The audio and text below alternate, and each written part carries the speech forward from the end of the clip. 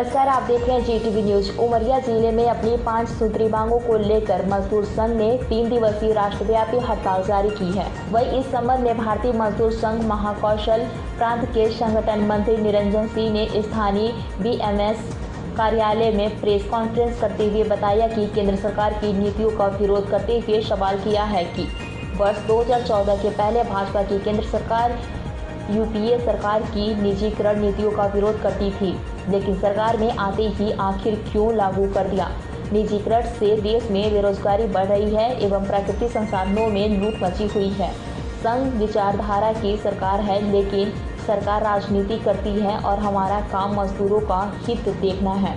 कोयला उद्योग को निजी हाथों में दे दिया गया है, जिससे प्राकृतिक संसाधनों में लूट मची हुई है, जिसका कोई हिसाब नहीं है। निजी कंपनी किस लिमिट में उत्खनन करेगी, जहां 8 वर्ष के लिए खदानों उन्हें दे दी गई हैं, उनमें से 3 वर्ष में जितना कोयला निकाल लेते हैं जो 8 वर्ष में निकाला जाना चाहिए। जहां कार्य के दौरान भारी मशीनों का उपयोग होता है, उससे बेरोजगारी भी बढ़ रही है। वहीं बीएमएस के प्रदेश महामंत्री सरकार के निर्णय पर सवाल उठाते हुए कहा कि निजीकरण होने से देश की जनता को क्या लाभ होगा। लॉकडाउन के दौरान करोड़ों मजदूरों को नौकरियों से निकाला गया है। ऐसी निजी कंपनियों में हुआ है। सिंगरौली क्षेत्र में बांध टूटने से मजदूरों की मौत हुई थी, लेकिन आज तक मुआवजा राशि नहीं दी गई है, जिसकी जवाबदेही केंद्र सरकार की है। पेश उमरिया से शंकर सिंह चंदेल की एक खास रिपोर्ट। वापस लो, वापस लो, वापस लो। निजीकरण बंद करो, बंद करो, बंद करो। निजीकरण बंद करो, बंद करो, बंद करो। मजदूर भाई भाई लेके रहेंगे भाई भाई। नहीं किसी से भीख मांगते, हम अपना अधिकार मांगते। नहीं किसी संयुक्त मोर्चा जिंदाबाद, जिंदाबाद, जिंदाबाद। एक मोर्चा जिंदाबाद, जिंदाबाद, जिंदाबाद। खाली कर्मचारी जिंदाबाद, जिंदाबाद, जिंदाबाद।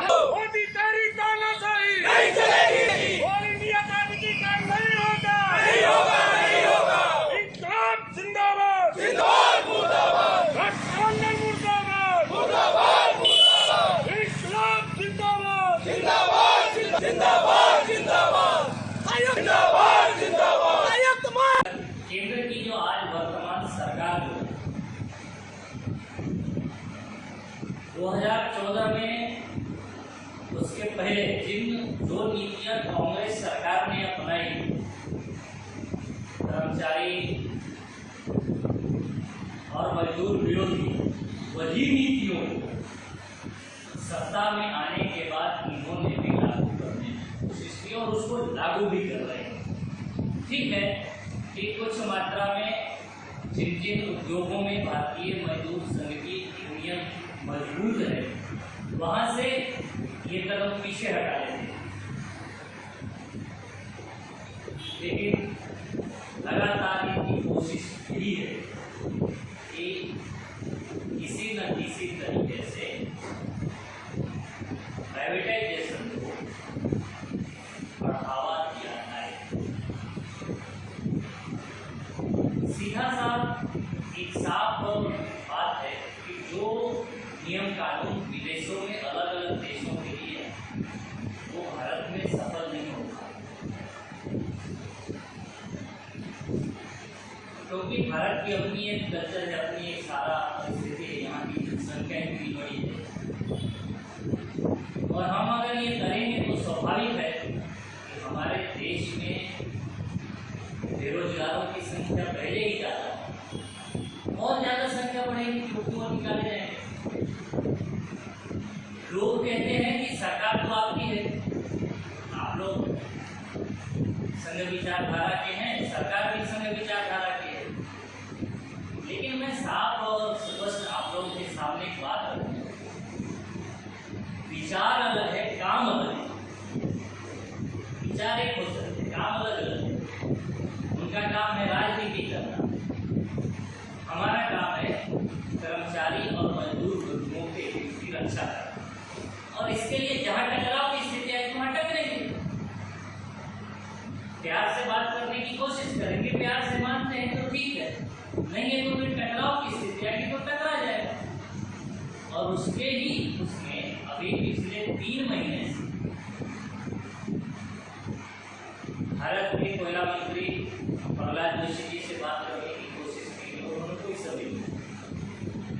कुछ लोग कहते हैं कि आप लोग विरोध क्यों कर रहे हैं? विरोध इसलिए है कि प्राइवेट कंपनियां जितना कोयला जितने सालों में निकालना है वो कोयला उससे आधे सालों में निकाल करके और बाकी जो आधा साल है उसमें उससे 3 गुना निकालेंगे। तो ये जो देश के प्राकृतिक संसाधनों की ये जो लूट, ये क्या सेंट्रल गवर्नमेंट इंश्योर करेगी क्या कि लूट नहीं होगी? है कि जो कर्मचारी जिनका आज किसी न किसी तरीके से कोई कैजुअलिटी हो जाती है तो उनके परिवार के लोगों को वहाँ नौकरी, क्या वो इंश्योर करेंगे कि उसको नौकरी मिलेगी? इसके हित में, यहाँ के जनता के हित में, यहाँ के कर्मचारियों के हित में, यहाँ के मजदूर के हित में प्राइवेटाइजेशन बिल्कुल नहीं होना चाहिए। पहले भी विरोध किए हैं, आज भी कर रहे हैं और आने वाले समय में भी अगर सरकार अपने कदम पीछे नहीं हटाएगी तो और विरोध तीव्र होगा।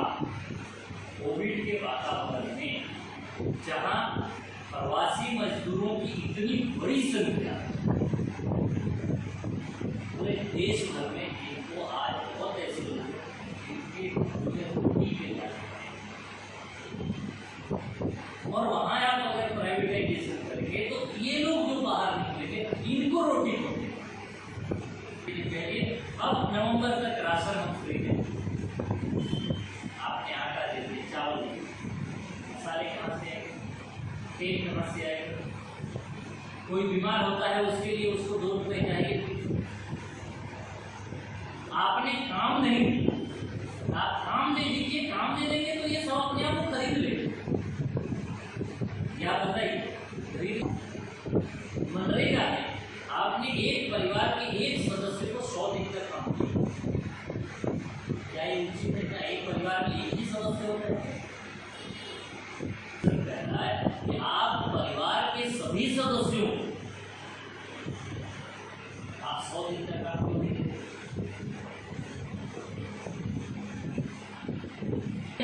आप 100 दिन का पूरे परिवार को दे दीजिए।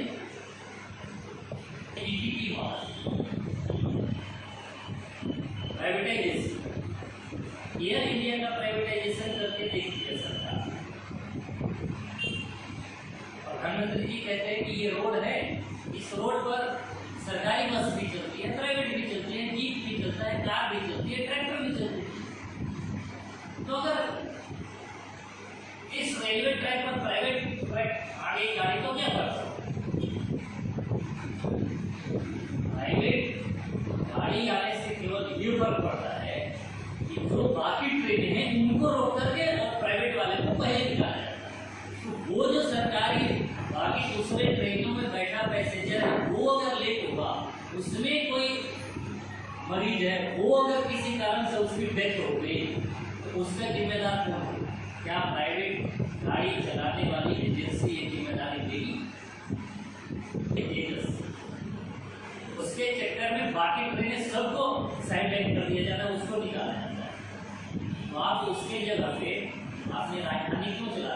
देखिए, सबसे पहला है कि आज केंद्र की सरकार जो मजदूर और कर्मचारी विरोधी गति यानी कार्य कर रही है, उस प्राइवेटाइजेशन के खिलाफ भारतीय मजदूर संघ पुरजोर विरोध करता आया है, आज कर रहा है और आगे करता रहेगा।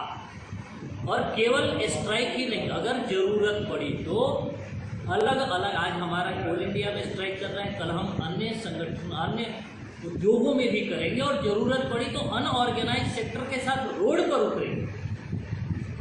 उसमें चाहे वो आंगनवाड़ी की मांग है, वो आशा की मांग है, संविदा कॉन्ट्रैक्ट लेबर की मांग है, जो भी प्रवासी मजदूरों का मांग है, इसको लेकर के रोड पर यानी उद्योग से लेके रोड तक ये सरकार के खिलाफ आवाज उठाई जाएगी। तो उससे आगे ही होगा, क्यों? क्योंकि गल नहीं रहा। और ये ज्वाइंट फोरम का हमारा सभी जो मान्यता प्राप्त संगठन हैं खदान में, वो सब इकट्ठे होकर के इस बार हड़ताल पर हैं, तो स्वाभाविक है कि कोयला न निकलने का कोई यानी कारण निकलेगा ही नहीं, एकदम 100% लॉकडाउन का कोयला। मजदूर की मजदूरी का भुगतान उस समय कर दो जब ताकि उसका पसीना न सूख पाए। ये जो कोल माइंस को गवर्नमेंट ने प्राइवेटीकरण करने का काम किया है, ये पूर्णतः अन्यायपूर्ण काम है। जिस कोल माइंस को राष्ट्रीयकरण के लिए कुमार मंगलम जी के प्लेन का क्रैश हो गया, एक ही रात के राष्ट्रव्यापी हड़ताल के बाद स्वर्गीय इंदिरा गांधी जी को कोल माइंस को राष्ट्रीय करना पड़ा।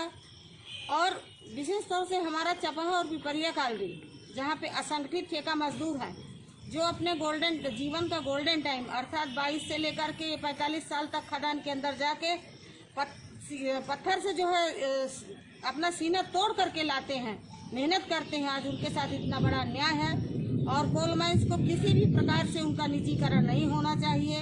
यदि ऐसा होता है तो प्रधानमंत्री मोदी जी अपने पूंजीपतियों साथियों का ही समर्थन कर रहे हैं।